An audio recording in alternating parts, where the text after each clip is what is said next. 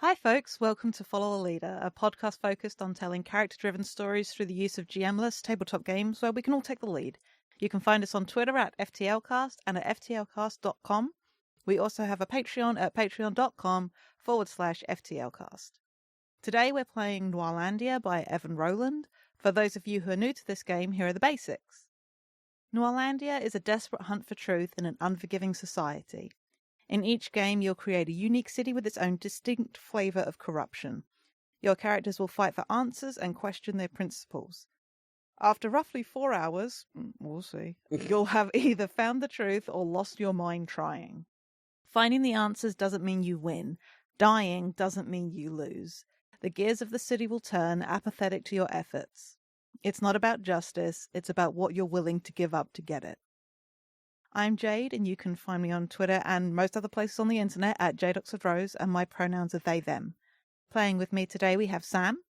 Hi, I'm Sam. You can find me on Twitter at SAKalo, and you can find my portfolio website, newly updated for my user experience, design experience, at www.samkalo.art. And I use he, him pronouns.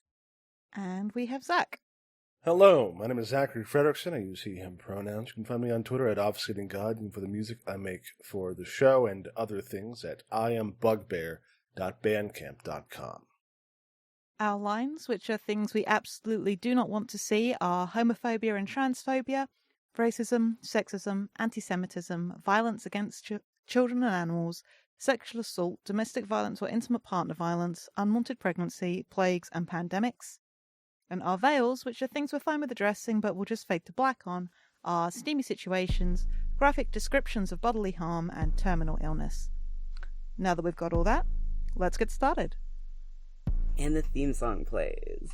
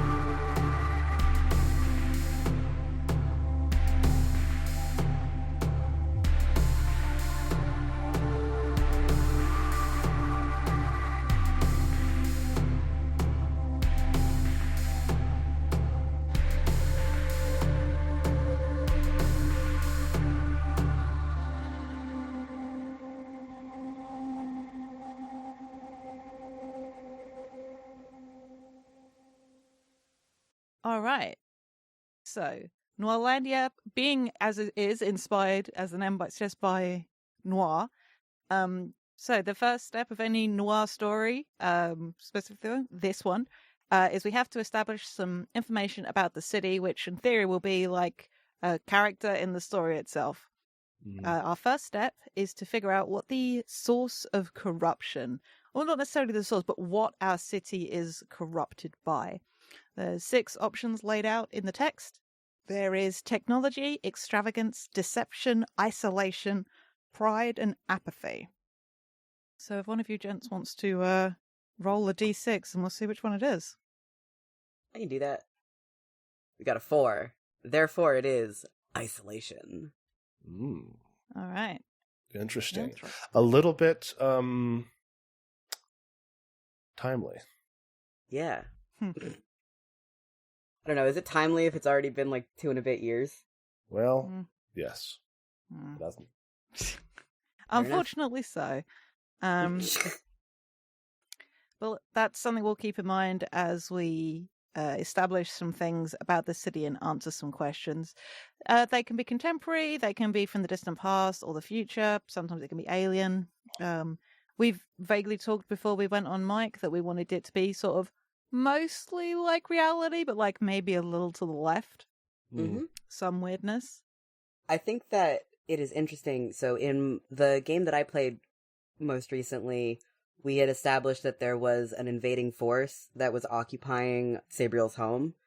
So not the most recent time you played Noirlandia, the most recent game we played in this series. Yes, sorry. I was confused. No, sorry about that. Yes, no, the most recent game that I played in this series of games where we are taking AUs of AUs of AUs of AUs, was that there was an invading, completely forgotten what we called them, of course, because, though I believe we did just call them, like, the Empire or something, so we could incorporate that in some way. Sure. To have an occupying force. Well, the 4 questions we've got to answer, but maybe that's something to like keep spinning, is first off, how are the city's people unlike us? And I assume that means like the players. Mm-hmm. So. Yeah. Yeah. Do we want to have like magic and stuff? I want to say yes, because Sabriel's whole deal is kind of deeply tied to his magic, or at least, I mean, in the sci-fi ones, it was, tech stuff, but... I don't know, magical realism, I like that. Like, that there is... It might be highly controlled in this place, in the same way, like... If you think of, like, magic like money, like any kind of power source, some people have more of it than others. I think I just had an idea about the isolation that we'll get to in a little bit. Hell yeah. But, so we like sort of magic realism. There might be people that aren't altogether human, but for the most part, I think I like the idea, like, if you were walking down the street, you might assume this was a human city, but then you might realize, like, somebody's, like, not quite touching the floor, or you might see, like, a slightly different shaped ear. For the most part... Or you might see someone who's, like, a little bit funky looking. Sorry, I didn't mean to interrupt you. No, you're good. You're just, we're rolling. The ball is rolling. The ball is rolling uphill. I'm going to keep referencing it.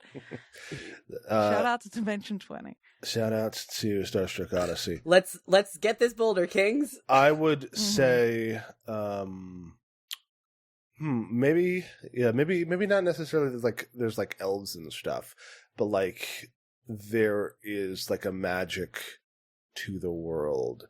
Like I'm thinking like the little like spirits and creatures and such. Not necessarily that there's like a whole lot of different like species of people necessarily, but like, there's like fairies. Yeah. I'm with you.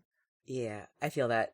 It's more like humanity but touched by stuff rather than it being like full on fantasy film noir.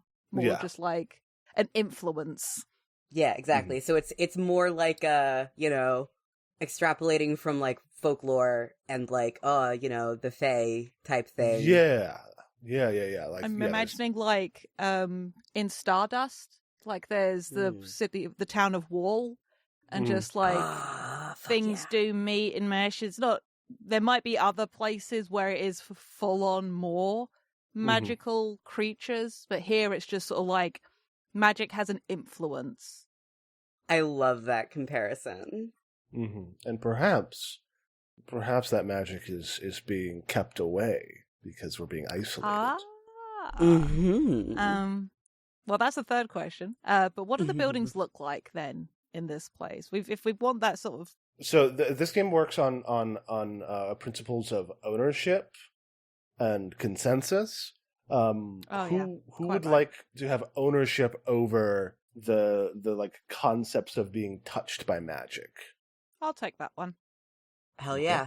So whenever we have a question or something comes up about this like this magical influence, that Jade is the one who mostly gets final say. Like our consensus is still important, but yeah, Jade is the arbiter. All right. So somebody else, not me. What do the buildings look like here? Because we know Zach's got an idea for the corruption. So Well, I unfortunately do also have an idea about the buildings, but not a big one. I have been reading a lot of Dashiell Hammett's The Continental Op, which is a set of foundational texts in the detective fiction genre, because I knew we were doing this, and I also like detective fiction.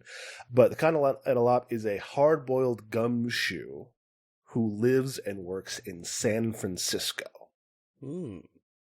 And there's a lot of, like, the kind of classic noir, like New York noir is like, oh yeah, it's like raining all the time, it's dark out, it's very gloomy. There's also kind of like sun-drenched, like beach noir, of like it's very bright out, but there's also like like LA Vice, LA Confidentiality. Yeah, I was gonna say like very like Miami Vice, but also a little bit Juno Steel, like the City of Mars. Yeah. Oh sure. But I like that I like that flip of like it being like sun drenched and very bright. Yeah. I like that a lot. Like lots of maybe glass, and The brighter the lights are, the deeper the shadows.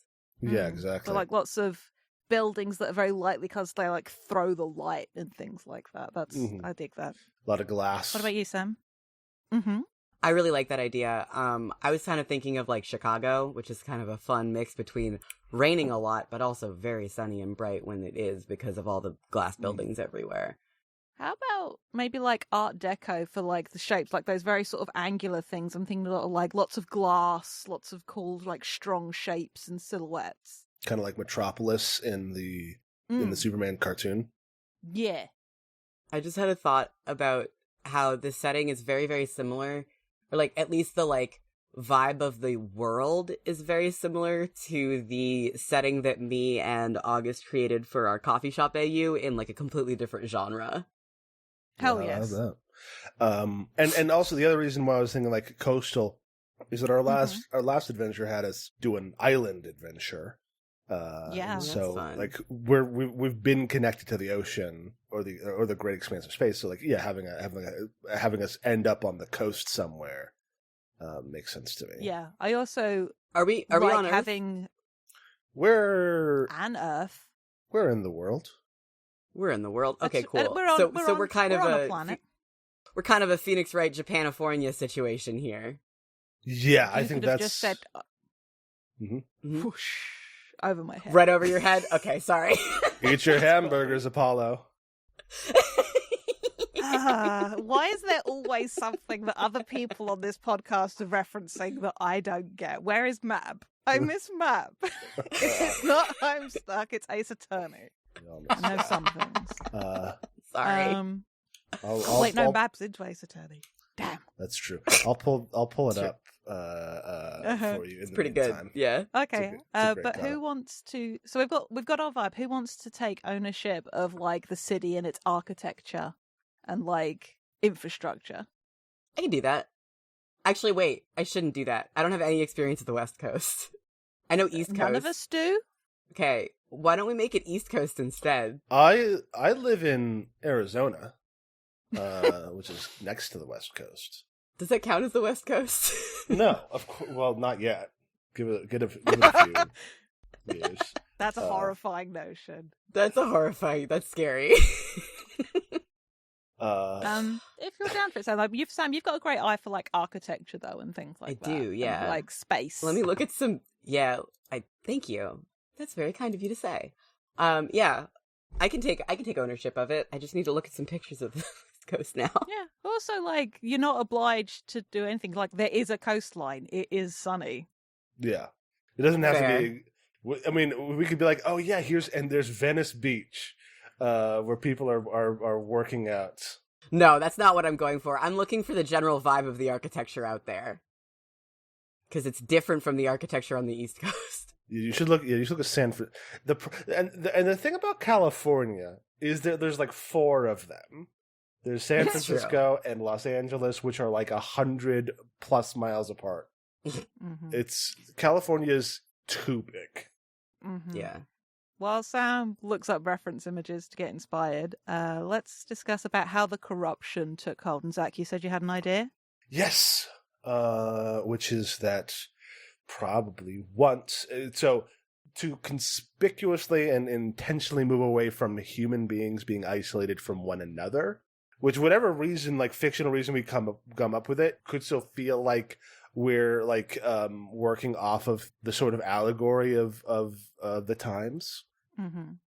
I think instead it is that this city is being purposefully isolated from magic, from the spirits of the land and the sea, and the spirits of like, you know, whatever spirits there are, whatever folkloric creatures there are. I like that a lot. Or being like either rounded up and removed, or like being driven away to make this blocked, yeah, to make this like a purely mundane and non-magical world. They probably have their own word for it other than mundane, like a word that's like that makes non-magical sound like a good thing.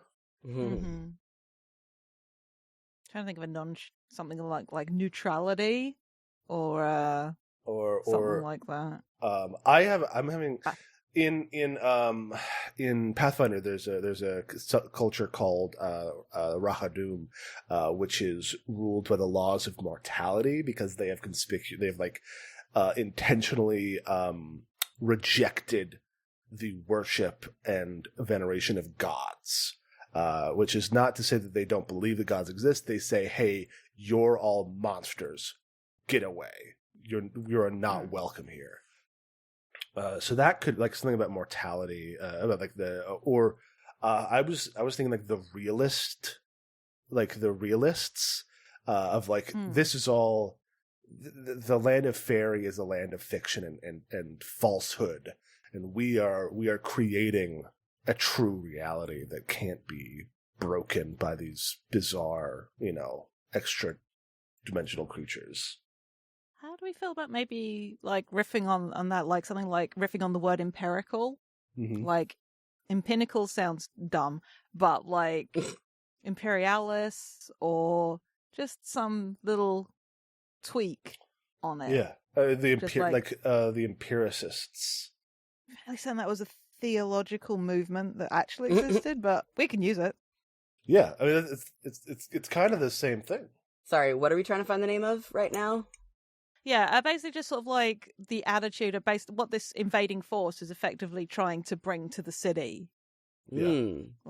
Empiricism is a theory that states that knowledge comes only or primarily from sensory experience. Huh. We could just yank that name and not reference the concept. Our city now. Yeah. But though even so, that concept of like, yeah, these things, they can't be real. They're like you're hallucinating that there's magic here. Either that or something like axiomatic. Mm-hmm. Like just sort of like boom, it's self-evident. The axiomites. It's fascinating. I'm like listening and absorbing this and being like, wow, yeah, okay, sure, that fits in with some of the stuff me and August established. Cool. Mm-hmm. All right. Yeah, and like probably in this, whatever empire you were fighting against, this could be like the empiricism could be their like state, belief system. Ah, cool. Yeah, that sounds like a smart idea. I like that. Yeah, so like it is like, oh yeah, we're in this place that's ruled by this group, and this could be a fairly recent occupation even still, and part of being ruled by this group means is magic needs to go away. Mm-hmm. That is super interesting. So, in the previous game there was a lot about magic, like them like trying to create ultra powerful mages, but what that could mean is that it could sort of be like funneling all of the magic into like a very specific group of people. Yeah. And everybody else therefore is deprived of it. And their rhetoric even could be that like they could be saying, hey, yeah, this is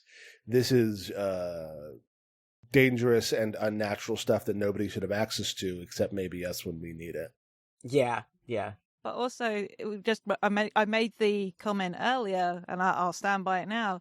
It's the hyper wealthy. It's just like, no. We need all of the money. You don't need money. Is bad for you. Money Yes. is a corrupting influence. We should have all of it, so Yes. it does not affect you. We should have all Once of again, it. we are critiquing capitalism.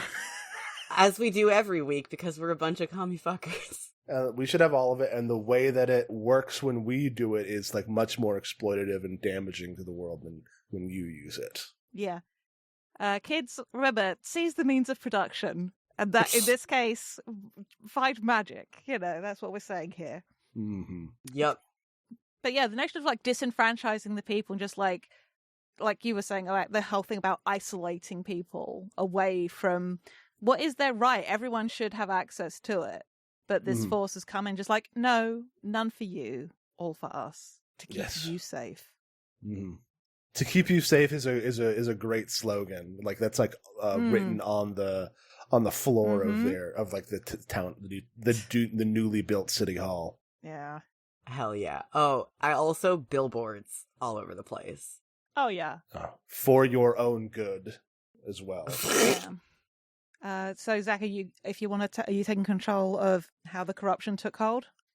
Sure. I actually just also realized it could be. So this could be a newly like occupied thing, but I think Jade also like came up with this in the thing. It could be that this is a political party that has just come to power in the city. That's a really interesting spin of it. Yeah, I think we riffed on that when you said, Sam, what you and August were doing. And I thought of a way that we could maybe pivot that away from it being like the creation of this hyper powerful mage or even trying to create a new god. In this case, it's a new political power. Ooh, that's fun. The particular thing of the like funneling all the power into a hyper powerful mage is also tied into Sabriel's backstory. So sweet. I'll keep percolating on how that can work. But it's definitely it's great. It means yeah, he's back to being a political dissident. It does. Is this Sabriel's like hometown that we're in? I don't think so because I believe is it his hometown? That's actually a very interesting question. I'll have to think about that. Yeah, because we kind of were in Cordelia's like hometown last time, or at least the place where like the power base of the group she worked for was. So it's like we're not gonna have too much more time with these characters if it's more punchy for it to be a place that is like directly connected to you. Don't say that to me. Yeah. I mean, yeah, you can always be like, you heard about this shit going down in your hometown, and you were like, I gotta get back there. Mm-hmm. Especially if Sabriel and Galador were elsewhere fighting the threat, and now they've gone to your hometown. Yeah, that's a great idea. I actually really like that. Yeah, and you just happen to turns out that Nezumi and Cordelia are still here. We didn't do our character introductions. That comes later. That comes later, but we're doing this is the 6 seasons in a movie. This is six arcs in a movie. But yeah, last question that we need to address about the city before we get into like the districts is what laws do the people live by? And that's real fun considering what Nezumi, Cordelia, and Vi got up to in their last adventure. Oh yeah, that was the goddess of law, wasn't it? Mm-hmm. Well. Okay. Wow. That sounds wow. But this is interesting because this is maybe another reason why this political power is rising here, because maybe it was a real place of lawlessness, created a power vacuum. We might have accidentally made a power vacuum. Like when you start like an uprising and then a bigger power comes in and squishes it. The moral intern in Disco Elysium. Mm-hmm. Unfortunately, we talk about magic and laws and stuff, and my brain goes to Dragon Age. Never played it. The Templars! They're back! Yeah. No, there are no Templars. So the idea of the laws these people live by, maybe it's very much sort of it's been a bit of a free-for-all, and it's this new party coming in and maybe trying to bring like... Establishing order. Yeah, just sort of like the last system was clearly flawed. Look how easily it crumbled. We need to protect you. What happened there was so much magic influencing everything. No wonder the laws were eroded away to this state of chaos. This is why we have to take the magic away so people can be free to live organized lives. Yes. Last time we let you do it, whatever you wanted. You rioted in the streets, and we're not going to have that again. Yeah, no, you fucked up. So now you don't get to play with the magic anymore because you broke the town. This is your fault. Mm-hmm. Very like paternalistic bullshit. Like I'm just like, okay, we're going to take. Yeah, very. That I was saying, like having one of their slogans be "for your own good." Is like, it's very patronizing. Yeah, I love it. But there are some people who are like, oh my god, like some political dissidents like killed the people in charge. That was scary. Yeah, I don't want that to happen again. Yeah, the thing is, there are always going to be people that want to not have to make hard choices, to not have to think. There's a comfort in that. In knowing that somebody else is making the hard choices. I think it's easy. Yeah, which I think is definitely what this party is campaigned on. Yeah, they're very much playing on people's fear. Like, yeah, that was a lot, wasn't it? What happened back there? You don't want to have to deal with that again, do you? Yeah. Also, we're so sorry you had to deal with that. Let us help fix it and make things better again. You deserve a city where you can feel safe. Yeah, let us bring peace back to this city by establishing a new order and a way of helping you all by creating this structure for you. This is making my skin crawl, which is just... Same.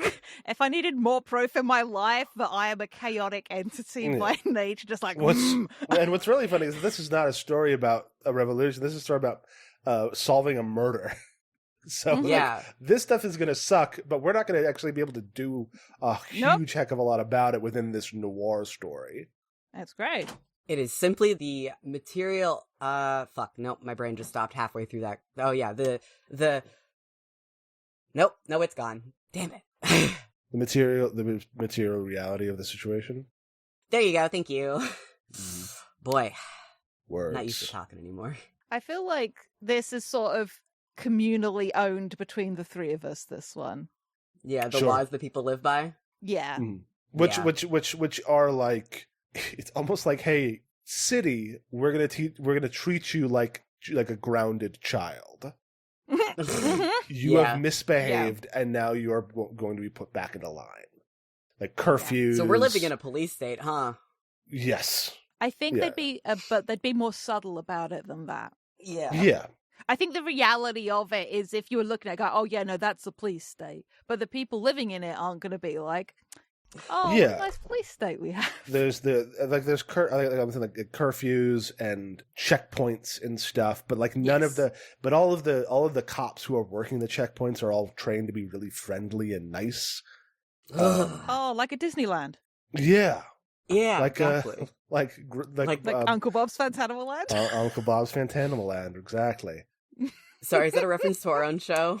No, it's a reference it's a reference to Starstruck Odyssey.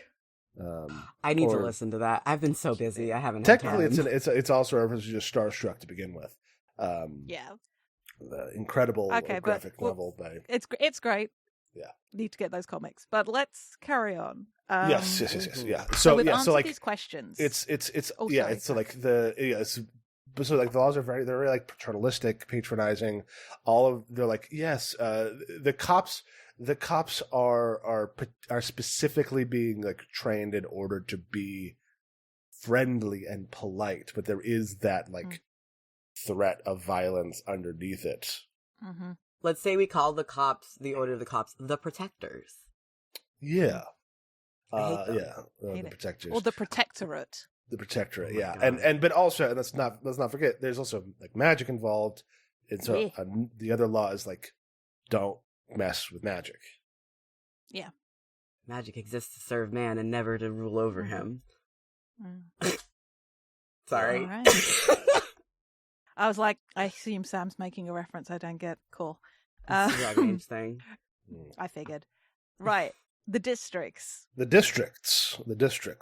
city is divided into 4 districts. We've got downtown, we've got Skid Row, we've got the outskirts, and we have the upper crust. With each of these, we have each of us will pick a structure that defines that district. One of us will come up with it, and we'll add this to our cork board on Roll20.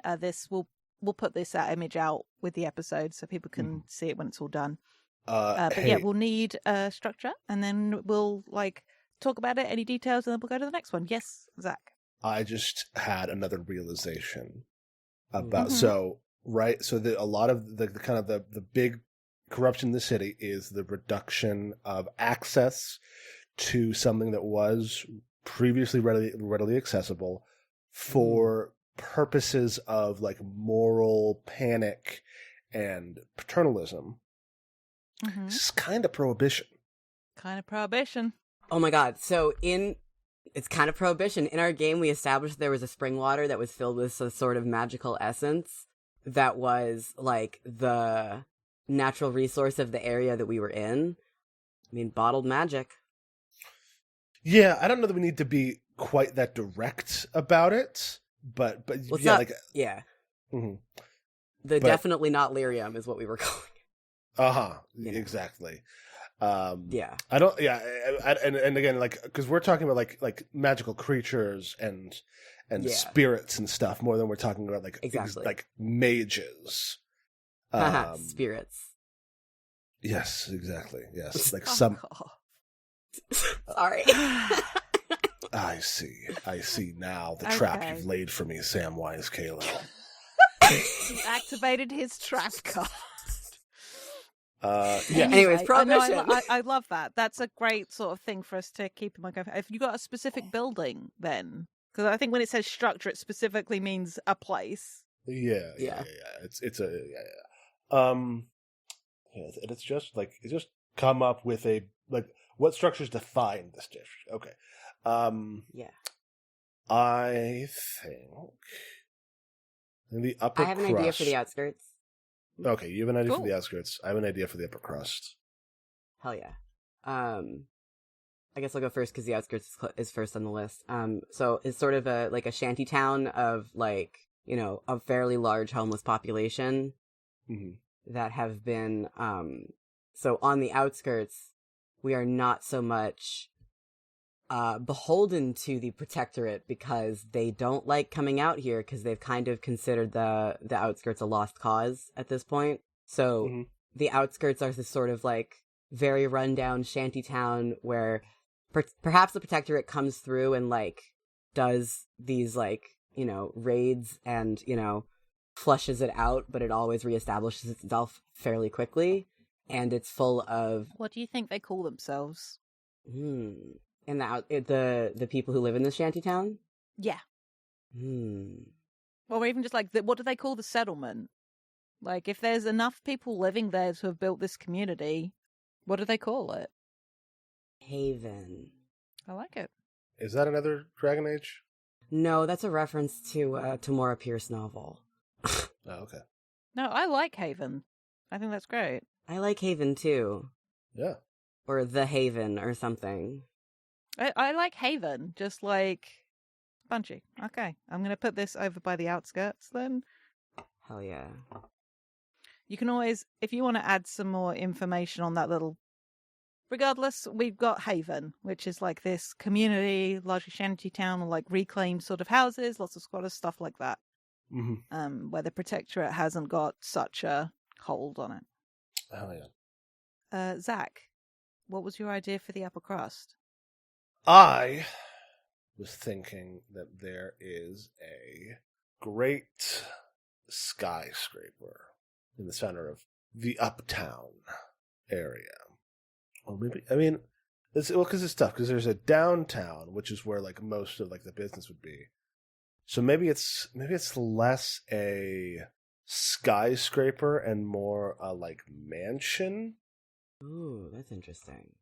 Which would be the new mayor's house, which is also a source and the locus for this magical the taking of the magic. God. Nope. The word's gone. I was like, But yeah, regardless, like their HQ, and also sort of like the home of, or is this like the home of this political candidate, or maybe it's the party, like this political party, their party HQ. Yeah, it's like it's the head of the party's house and also the HQ because it's enormous. Okay, what do we think the name of this political party is? Yeah, it's the can't just be the Law and Order Party. How about Imperion, like Imperion, but spelled EMP because of like the empiricism. oh, I love that. I love that. Yeah. Hell yeah. And I think people might call after them like concrete or asphalt, which are like long lasting, strong materials that like also can be poured over things that already exist and kind of blot them out. Mm-hmm. There is this skyscraper in New York City on West 40th Street called the American Radiator Building that I think, while this place is not a skyscraper, I think it takes some cues from it. The American Radiator Building is built out of black stone with gold accents. That sounds sexy as hell. God, I love architecture. I posted it in our thing. It is black and gold. Oh shit! I remember this building. Yeah, it's wild. I went there. Yeah, black Swedish granites. Yeah, it's wild. I saw it when I went to New York in like 2012 at this point. There's a very similar looking building in Chicago on. Yes, the that is actually I know that one too. Because I look at buildings. I forget what it's called. I used to walk past it on my way to therapy when I was in college. Instead of black granite, that one is made with terracotta. Yeah. Also a very cool and sexy looking building. Love it. Very, very awesome. That's such a good vibe. I'm trying to think of something for downtown. Oh, okay. So it's Imperial HQ, but they also call it Asphalt Manor. Nice. That's very fun. Because it's like made of this black stone. And like that's asphalt and concrete are the two like kind of like building materials that they're well known for. Hell yeah. Googling a thing. We still need a Skid Row structure. I'm unfamiliar with that particular like Skid Row is the poor part of town. Skid Row is like the slums. The slums. Yeah, okay. like it's the song in Little Shop of Horrors. It's just like it's the rundown part. It's, let's be clear, it's the place where a lot of the time like marginalized communities are forced to live. Yeah. Okay. So it's like a slight upstep from the outskirts shantytown, but not much. It's at least still within the city. Exactly. Oh, I know exactly what I could use here. An orphanage. It is a strangely, like, well-appointed orphanage for the part of town that it's in. And everybody has pretty strong suspicions about what goes on in there. It appears to be run by the Empyrean. Is this the tower? This is the Chantry. Shh. Shut up. This part isn't Dragon Age, I think. I mean, it is a little bit, but also, shh. Now, once you see it, it's everywhere. I know, but also it's because of the character that I'm playing. Sure. Thought it was very funny. When the first episode went out, it took maybe an hour for somebody to be like, "Sam, are you just playing Anders from Dragon Age?" I can't wait for Sam to do his scene where Sabriel is walking through the sewers looking for saltpeter. I'll kill you. I will not be blowing up any churches in this game, I promise. Don't make promises you can't keep, Samwise. Okay, come up with a name for your orphanage and put it on the map, please. Okay. So is this a sinister orphanage? Yes, it's a sinister orphanage. Fantastic.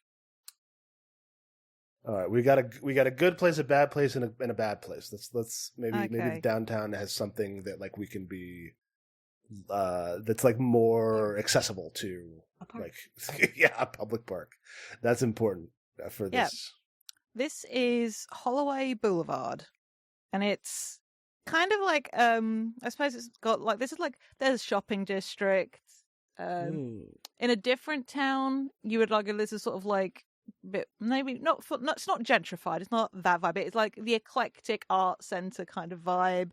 Sure, this is your Soho. Yes, thank you. That's the perfect analogy.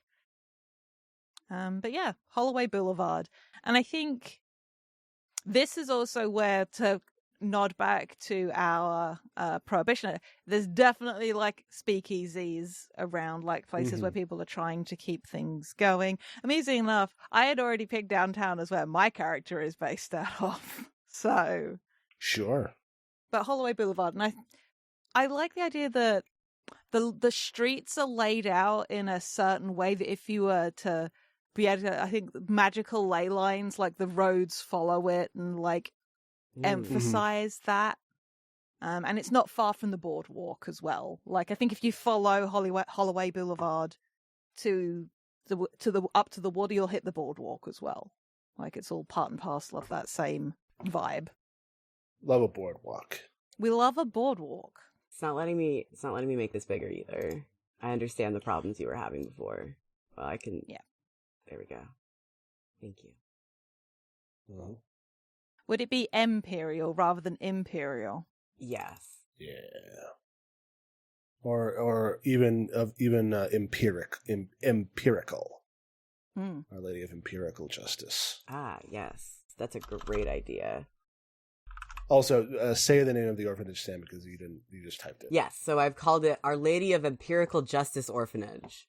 I kind of wanted to reference the god that y'all killed. Sure. Her name is somewhere. Namaka. Yeah. Namaka.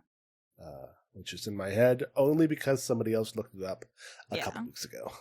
All right. I see. I think we've sort of addressed like sort of the big questions about the city and how the world functions. So now we need to address the city's language and name. It's basically like this would be an opportunity to use a different dialect if we wanted to, because this is a mostly realistic thing. So I'm assuming we're just happy using our dialect. But this is the time where we maybe mention come up with any slang that's specific to the city, which is relevant. Like we've already got like Asphalt Manor, but this is where we come up with those little details, like things that only people in this city would say, and the city's name. Yeah. Actually, now that I'm thinking about it, because asphalt has the word ass in it, and some people might not be mature about it. Let's call it blacktop. Ooh. I don't know. I think that I think there's a rich vein of comedy in Asphalt Manor. Do you think there's going to be there's a vein in this ass? We can't keep doing this, Daniel. No. That's why I'm changing it. Mm-hmm. So yeah, blacktop manor. And I think blacktop could be used for like a slang term. Yeah, no, I like blacktops for like just people. That's what people call the party, like members of the party. And if you like talk favorably about them, just like, oh, so you're a blacktop then. I like it, and I can see how even that influences clothes choices. Like people. I just realized we're doing brown pant, the brown slacks from. Look, we've all look. It's a good thing. It's fine. We are all nothing but a collection of our media experiences. It's fine. That's true. But like, or maybe just like wearing black hats, like specific. That's I just occurred to me just how on the nose. Oh, the bad guys wear black hats, huh? It's all good. It's okay. It's noir. It's allowed to be on the nose. It's a trope for a reason. Black and gold, I think, like because that's sexy. the other thing. Is opulence. That's also super Art Deco as well. So it's just sort of like it all links back. Very Art Deco. All right. I keep wanting to come up with something about like a concrete mixer.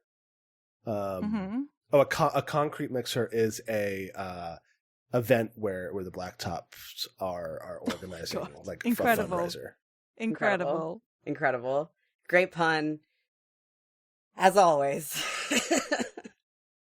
Thank you. But I also like that because they're talking about building new things like that, all very rigid man-made materials as well. It's very good. It is very good. It's like concrete mixer is like a funding, like a rally for the Blacktop the Empyreans, which there are many of these days. They're pretty common. Mm-hmm. Yeah. Hey Sam. Mm-hmm. Is there a particular slang for people that came out of Our Lady of Empirical Justice? Ooh. Do they have like a specific vibe? Even if it's just amongst themselves? Yeah, they do have a pretty specific vibe. Those that made it out, what do we call you? What do we call us? I mean, part of me wants to just be like, oh, so you're a survivor, huh? But that's a little on the nose too. Shit. Because if I go for something related to the word justice, of course, I'm gonna run into that that issue. Mm-hmm. Fuck. I think that they might sort of wryly call themselves ladies' maids. Or that's dope as hell. Yeah. I love that. Like, so you're a lady's maid too. Like, yeah. And it's also that vibe of like people who have worked in like the service industry, just like, oh yeah, like knows like. We're of a vibe. That's real good. I like it. Thank you. I guess like that goes into the language thing. Yeah.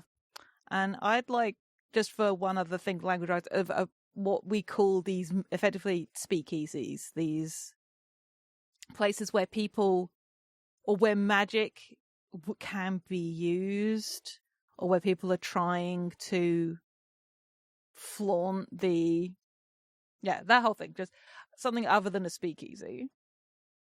So we've been talking about the speakeasy, the magic in the city, not being like mages, but like interacting with like spirits and stuff, folk like creatures and things. Ooh, yeah, I have an idea.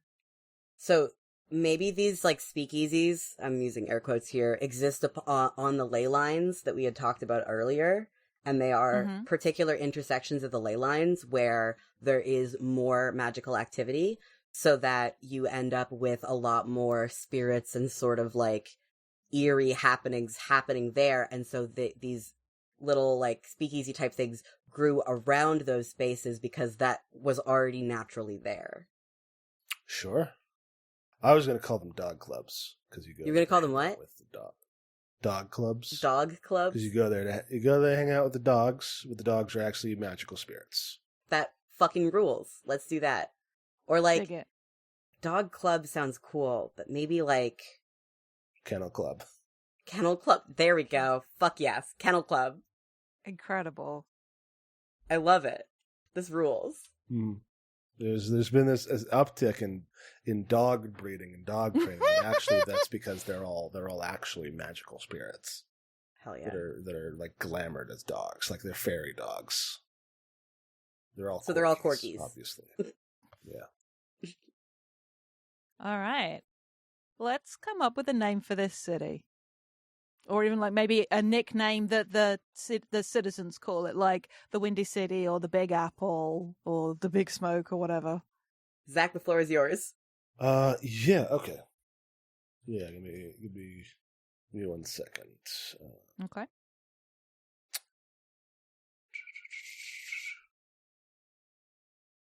So, current name could be Santa Ley, Ley, which is the Saint Law. Go fuck off. That rules, but also is like the worst. Kind of sounds like Santa Fe. Yeah.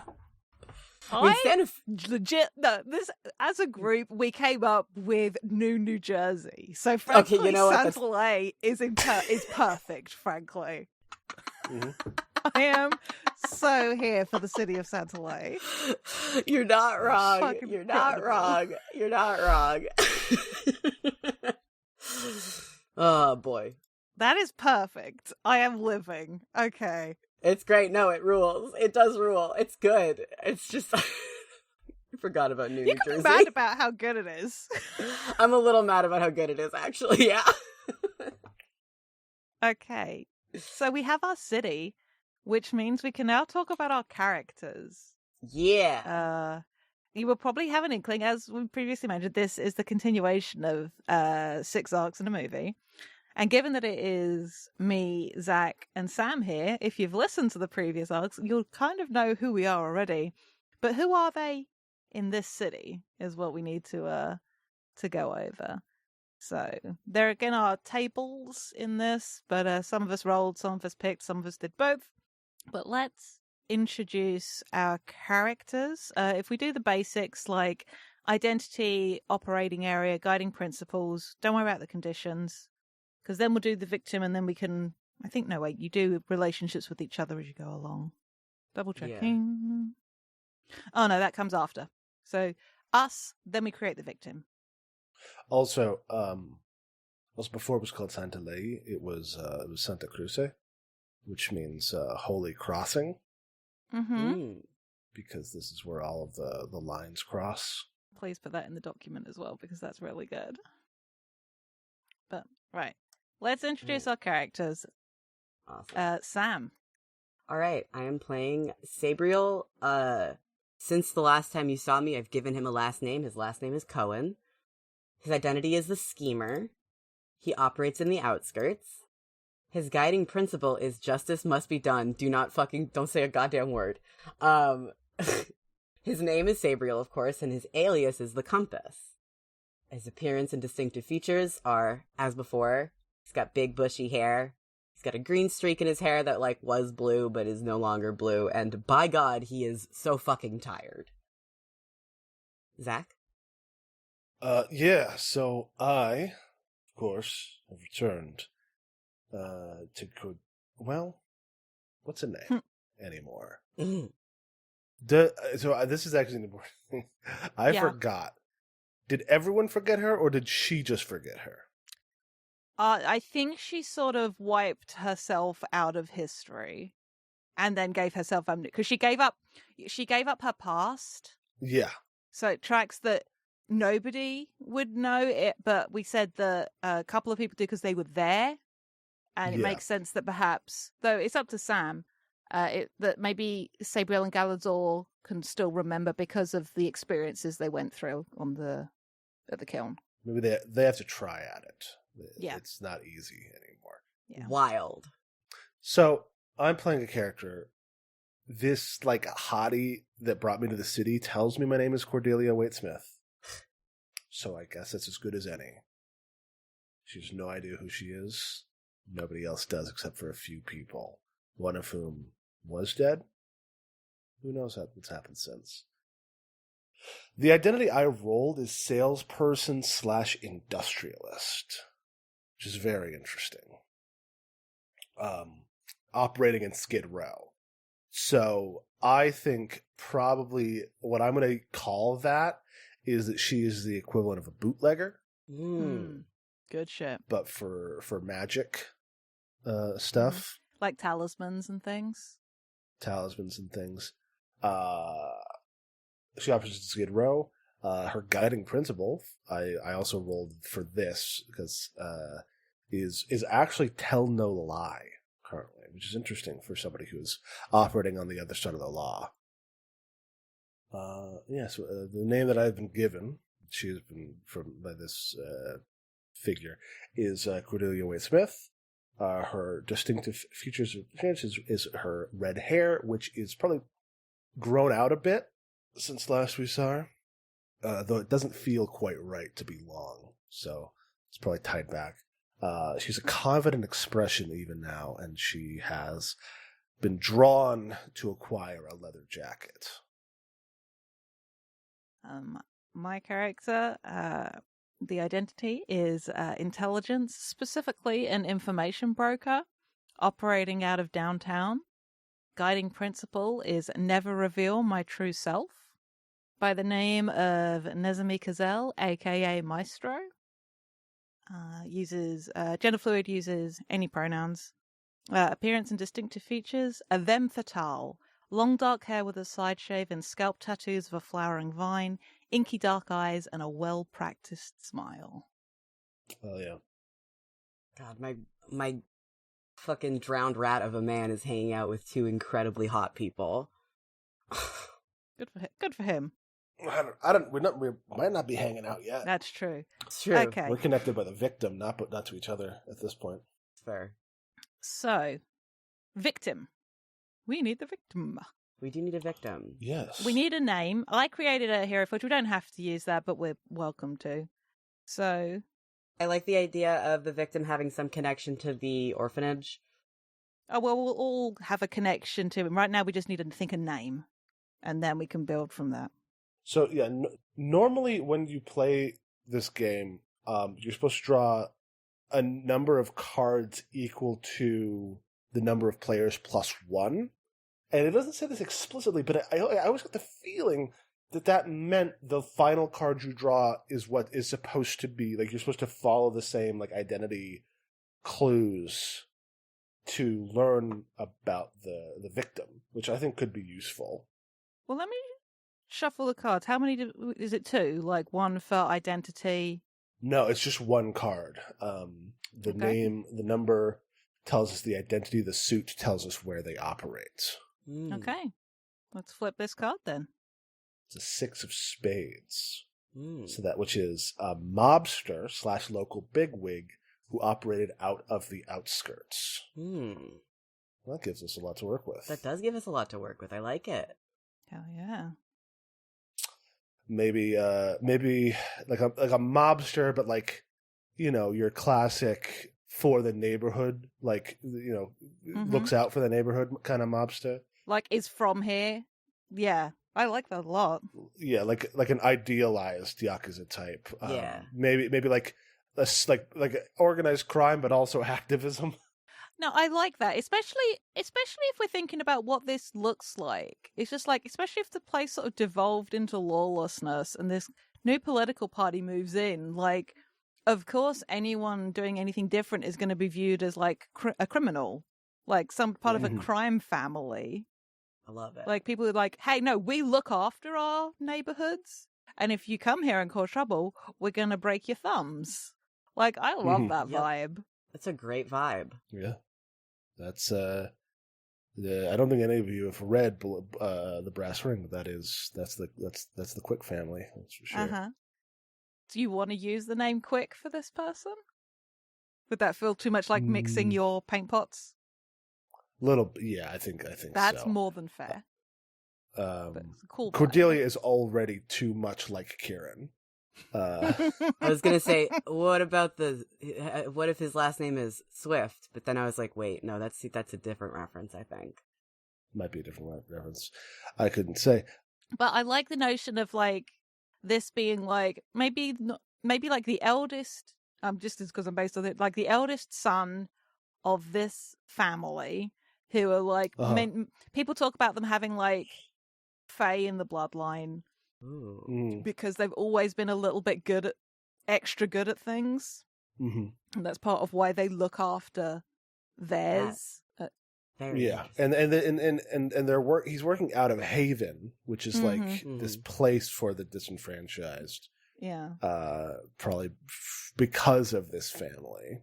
Oh, a pitch, and we don't have to keep the name, but I'm thinking like just like a riff on the Sealy Court as like the name for this crime family, and maybe it's not a family of blood, but a family of association. Yes, just like like-minded folks operating out of this area. And this, we need a name. We still need a name. Oh, what about a riff on like Tam Lin? What's Tam Lin? That's the story about, I think he's a fairy and a mortal woman falls in love with him, and she has to hold on to him as he like is shape-shifting. Interesting. Um, I like the idea also of him being a lady's maid that was adopted into this family. Very cool. Ooh. Sure. How about Lane as the first name, if nobody objects? Because names we can spin for ages if we're not careful. It's true, we can. Yeah, I like Len. How about they are the Redwood family? Nice. Redwood. Lane Redwood. Yeah, Redwood. The California redwoods, some of the oldest and biggest trees in the world. They're pretty fucking big. He, they pronouns?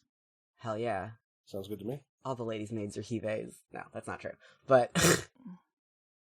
all the ladies' maids that we've established thus far are he-theys. So far. Yeah, Lane Redwood. Lane Redwood. We've got found crime family. Rest in piss, Lane Redwood. Mhm. Because they are super Alright. dead. All right. Let's go. Okay, so we have Lane. We've figured out some stuff about them, which is cool. I'm trying to think if we need to figure out anything else about him. I think now we just need to figure out our relationships with him. Mm-hmm.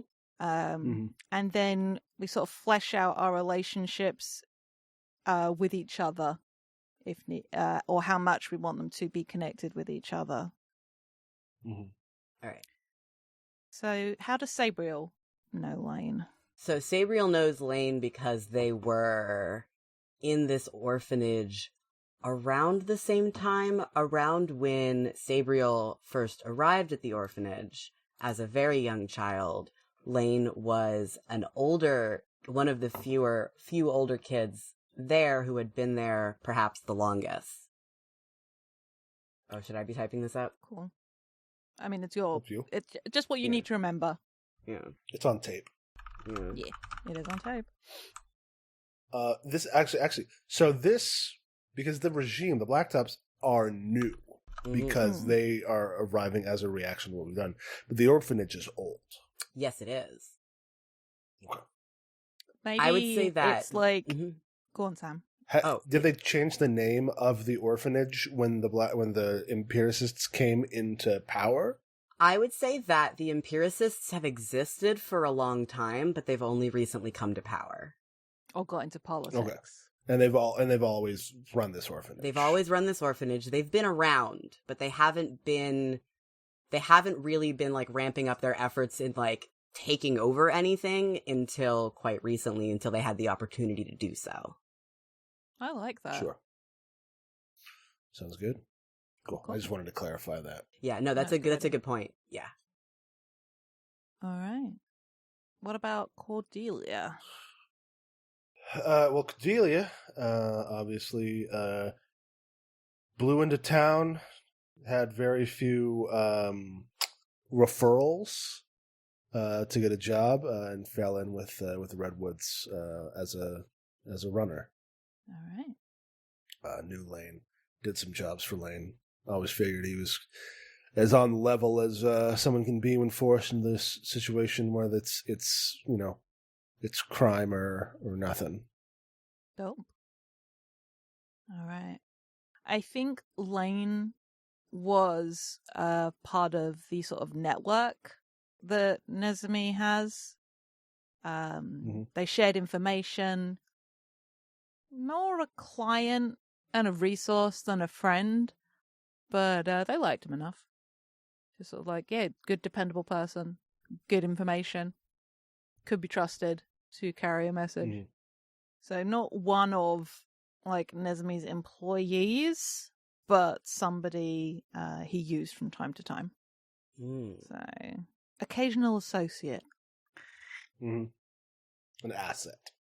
Mm-hmm. I mean, you let me stay with him.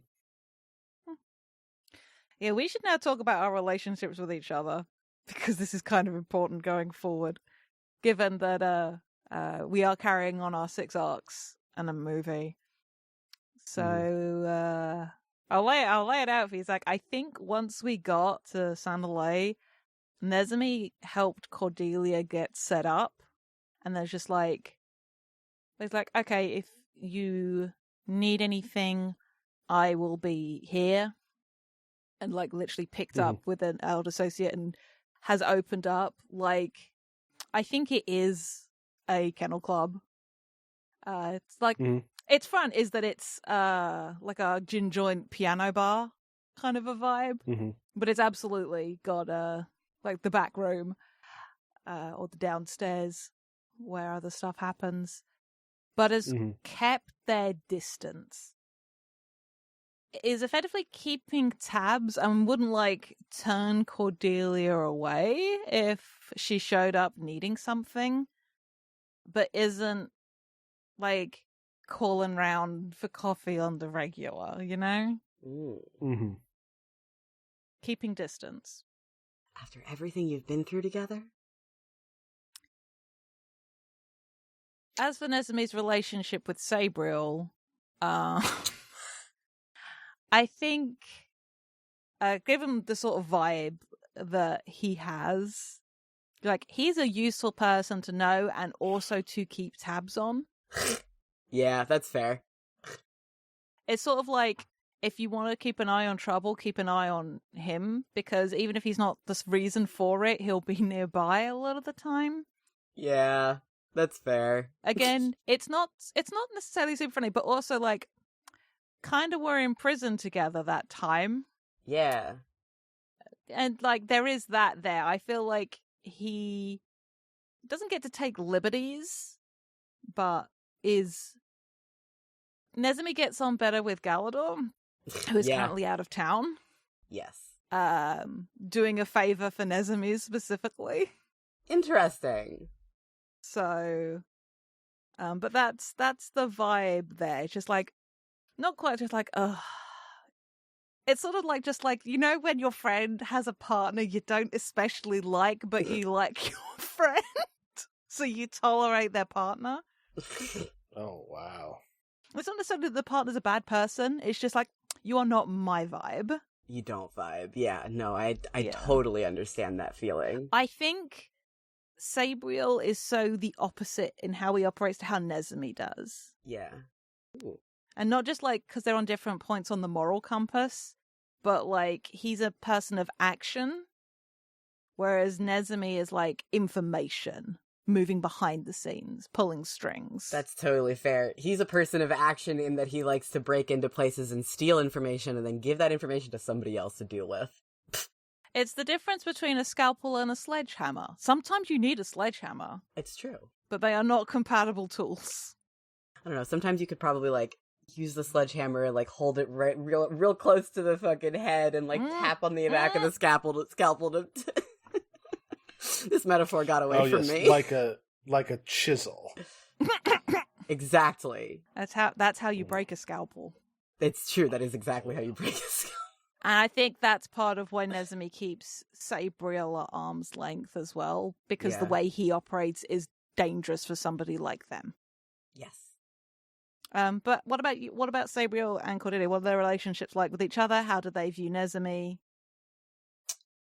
It's a great question. I think Sabriel feels a little confused about what Cordelia's deal is now, because he like kind of remembers seeing her in jail when he was in jail that one time, but like the memory is weirdly fuzzy and he's not sure why, and so he's a little hesitant because he's kind of worried that someone's been fucking with his memories again, and he's not here for that, so he's like a little bit wary of Cordelia. Cordelia has no idea who you are. Doesn't notice. But he also feels like he kind of has to help because it's like, well, clearly this person's suffering, so I can't just leave them or leave her. Oh my god. Oh, I'm not suffering. I'm fine. I don't know anything. I don't know who I am or anything. Say real voice. No, clearly this person is suffering. It's like, I have no memories, but like, I'm fine. Yeah. Whenever Cordelia comes down into the outskirts, she is welcome. Sure. Well, I mean, yeah, she works there. She works in the outskirts? I thought she worked in Skid Row. Oh, I guess that's true. We're neighbors.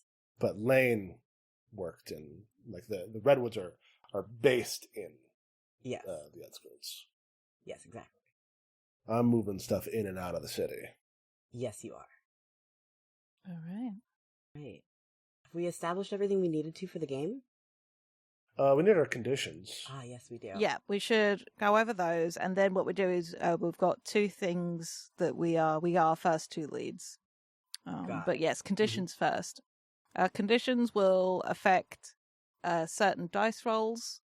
You got body, mind, heart, and rep. So if you just we rattle through those and just use whichever adjective currently applies for your character in that rep. Mhm. So, Sam? All right. In body, he is able. In mind, he is conflicted. In heart, he is quiet. In reputation, he is trusted. This is all about Sabriel, of course. Mm-hmm. I'm actually, yeah. I'll do this. So Cordelia is able in body. She is sharp in mind, quiet of heart, and her rep is suspected.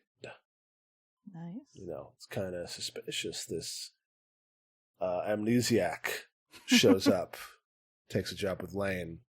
Lane's dead. There's not a lot of, no necessarily evidence pointing towards it, but people are It's talking. just a little sus. Mm-hmm.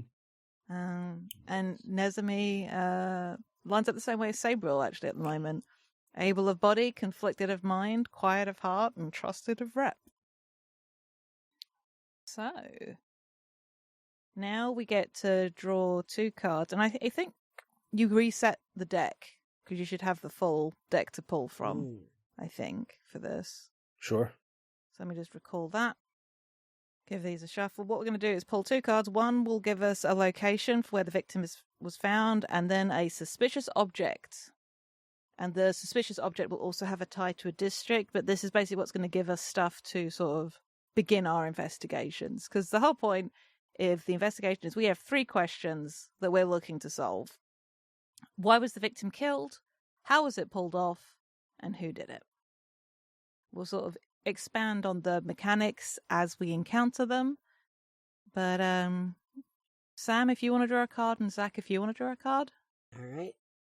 Sure. One card. Okay. All right. Sam, if you want to flip yours, this will be our lead for a place, the location. What we got? Flip card. What we got? The King of Clubs. Clubs. I almost said spades, and then I was like, wait, that's not right. Yes. So that's Skid Row. A place called the Lion's Den. Ooh, that's fun. Or is that what it's called, or is that that might be like metaphorically, Like the vibe. Yeah, but it could be either. But yes, Lion's Den is what it is on the table. And what suspicious object do we have? Suspicious object. Ooh. 2 of diamonds. Oh, you 2 guys. is an official document From the upper crust. Yeah, Lion's Den makes me think that it might have been like a blacktop owned building or area. I mean, if it's in Skid Row, it could very well be the orphanage. Is the orphanage a Lion's Den? It's a pretty evil orphanage. Is it a center? Is it like a nexus of power for the Yes. lions, as it were? Yes, it is. In which case, we have to get to investigate this, but maybe Lane's body could have been found there for sure. Mm-hmm. I love it. Yeah, so his body was found there, and our lead is an official document. Very interesting. Yeah, it died maybe stuffed into his coat or clenched in his hand. I have a connection to the previous game that of what said document may have contained, because there was a point in the last game where Sabriel stole a bunch of very official documents from a very similar orphanage in a different town. If people want to name these, we can copy the bits of paper for this board. I'm just tracking some in there. Perfect. Do you want me to add the... Oh, that's not right. So yeah, go for it. Here's my pitch for for the document that was found, the document that was shoved into his coat that he had stolen from the Our Lady of Empirical Justice Orphanage was a record of experimentation on a child.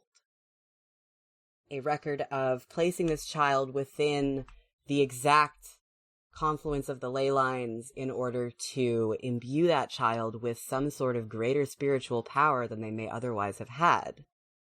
This child that was being experimented upon was, in fact, Lane Redwood. So he has stolen his own quote-unquote medical records from the orphanage from the time that he was a child. How do you feel about that? The document needs to be tied to the upper crust, not the orphanage. Yeah, I think, and if that's like the same kind of thing that Sabriel had stolen from another place before, I feel like it should be something. Should be something different. Perfect. Okay. Yes. Then let us pivot then to. Because again, this setting is not people have magical power. It's like there are magical things and creatures about. Yeah. Well, so we talked about how he was like a magnet for those magical things, right? The Redwoods as a whole are. Because they've got maybe something going on in their blood, or... Well, aren't they an adoptive family, though? Yeah, but like, it's still like they find people like that. Yeah. Which could have been from like experimentation. Yeah. But like, if that's like a thing that's already, like we already... Yeah. No, it's not as much of a mystery. That's true. That's not like scandalous. Y'all didn't know about that yet, but yes, that is correct. That makes a lot of sense. Pivoting then to, what else could this document be then? So, I mean, if we're leaning into like the neo-noir of it, it could be demolition plans. Ooh. Could be construction plans for like, hey, these outskirts have been like going by their own. It's like plans for a planned expansion to the city that would, like a Toontown style, Roger Rabbit shit. I love They're it. They're going to build a new spur of like, whatever thing that is going to go straight through Haven and like destroy it. I like that. Yes. Nice. Yeah, because municipal like villainy is like a huge like noir. It's a huge noir thing. Yes, I love it. It's very good. If you guys want to add those notes to the corkboard, the last thing we have to decide on before we start scenes is what state Lane's body is found in. Ooh. Is it clear how he died? The truth might be different. That's what we figure out how it goes on. But like, what does it look like on the face of it? I think it might be interesting if there's no visible marks on his body whatsoever. Like, he appears to have simply dropped dead out of nowhere. Sure. I like that, because I could see how like the powers that be would spin it as well. Just like, magic. Oh, this is why you need protection. Mm-hmm. It's like, well, do you see? He fucked with powers beyond his ken. And he fucked around and found out. Sure. And that that is kind of another staple of like detective fiction is like the mystery, the murder that shouldn't be possible. Yeah. Figuring out like the shape of it is like that what could have done it, and it's like, well, there's a couple different things. Yeah. And then figuring out the how is very, very, very important. Alrighty. I think that is all of our prep. Yeah. Sorry, what goes on this particular thing here? This blue sticky note? Is that I think that's like the scene of the crime. Yeah. The lion's That's that Lane den. was found at, yeah. Yeah, whether was it like in the gardens or like was it actually in the orphanage? Like just the specific of that.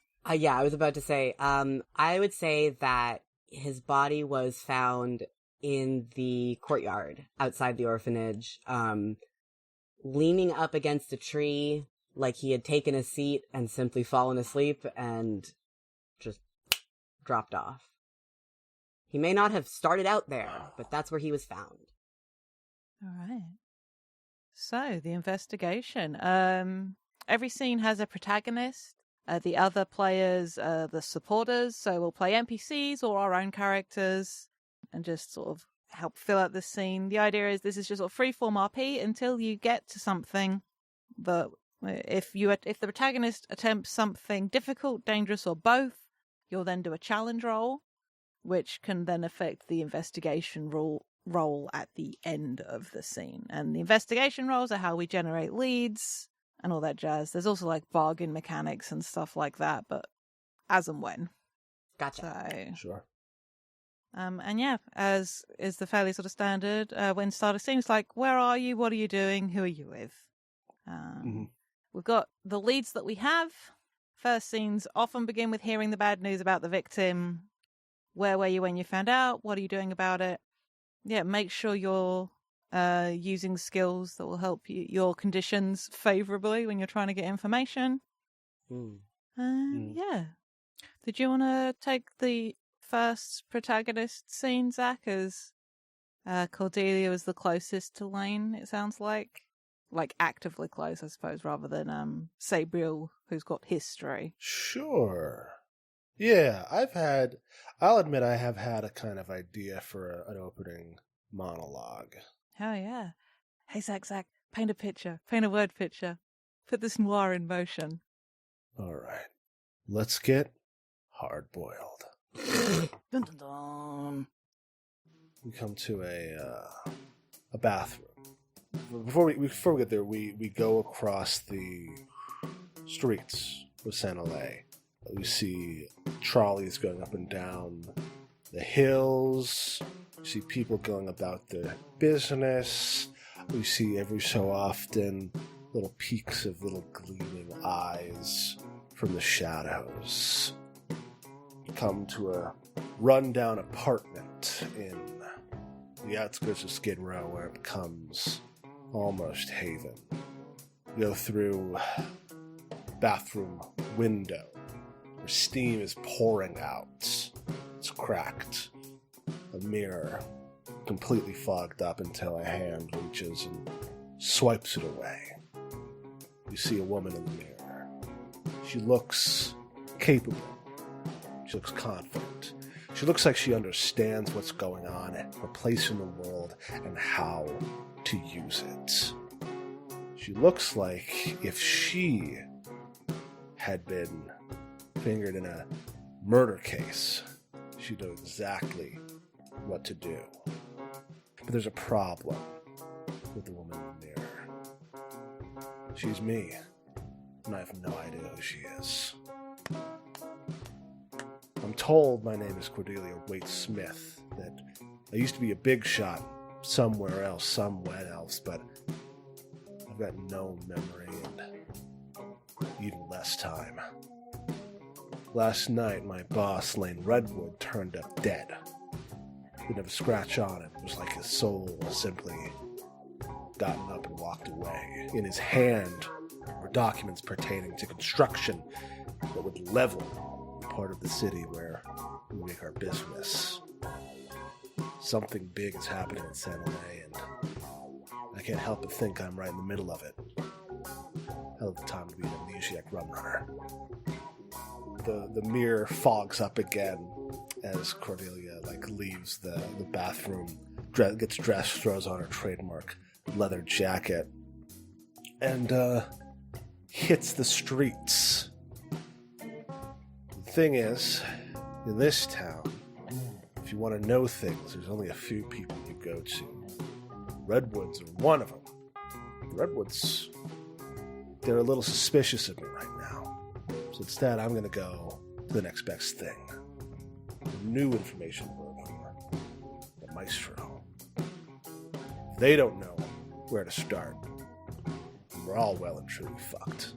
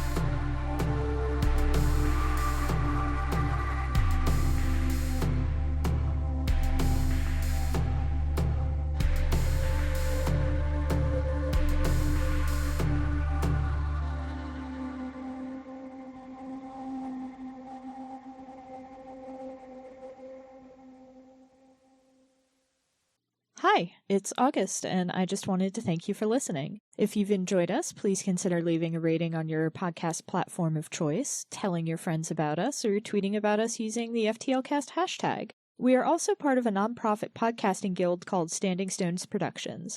We do a variety of shows, including The Room Where It Happened and Dumb Kids Playing Hero, 2 actual play shows, and a Steven Universe discussion podcast called Gay Space Rocks. We also do live streams at twitch.tv/standingstonesprod. You can keep up with everything that we do on Twitter at stones_standing. Unfortunately, Standing Stones was already taken. Your support means a lot. Thanks again!